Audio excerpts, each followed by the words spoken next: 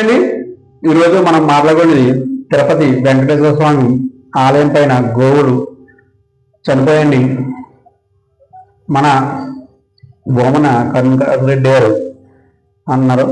దాని ఎండాకాలం నెక్స్ట్ ఏమో కొన్ని ముసలావులు చనిపోయాయని అని చెప్తున్నారు. కరుణాకర్ రెడ్డి గారు మాత్రం అవి లేక దూడలని చెప్తున్నారు.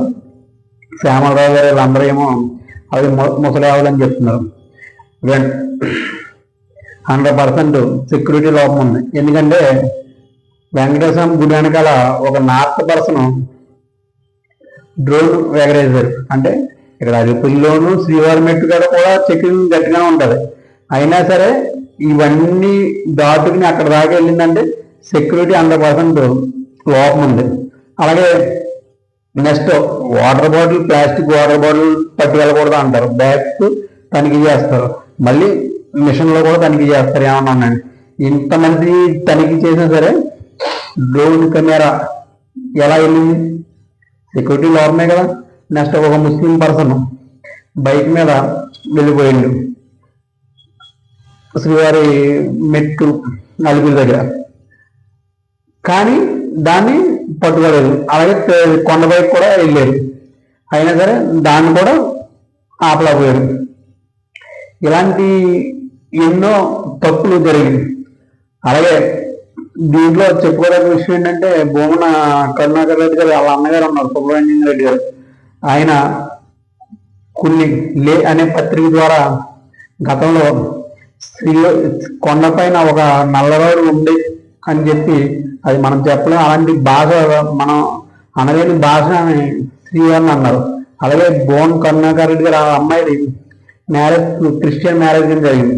ఇలాంటి వ్యక్తులకి జగన్మోహన్ రెడ్డి గారు చైర్మన్ గిరి ఇచ్చారు.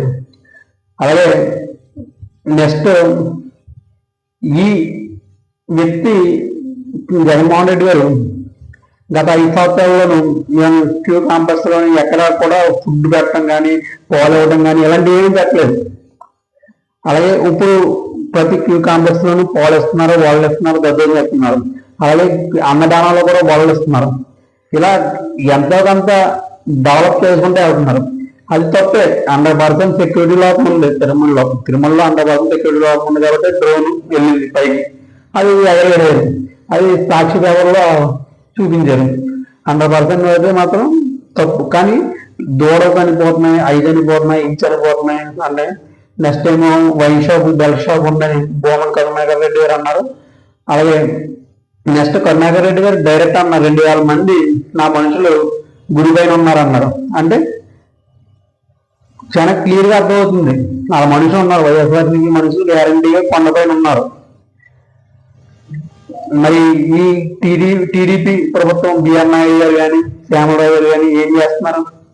సెక్యూరిటీ కొంచెం ప్రతిష్టంగా ఉంచి దాన్ని అలా ఏమీ వెళ్లకుండా మినిమం మనిషి దిగి చెక్కింగ్ చేసుకున్న బ్యాగ్ ఇవన్నీ చూసిన తర్వాతే పంపుతారు కొండపై.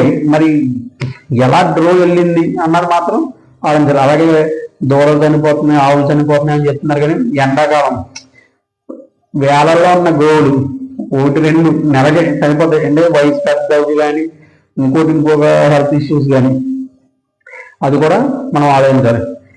మీరు కరుణాకర్ రెడ్డి గారు ఎన్ని అన్నా సరే జనాలు నమ్మే పరిస్థితి లేదండి. ఎందుకంటే మీరు కరెక్ట్గా చేసుంటే మీ సీటు 80,000 మ్యాచ్ చేసి జనసేన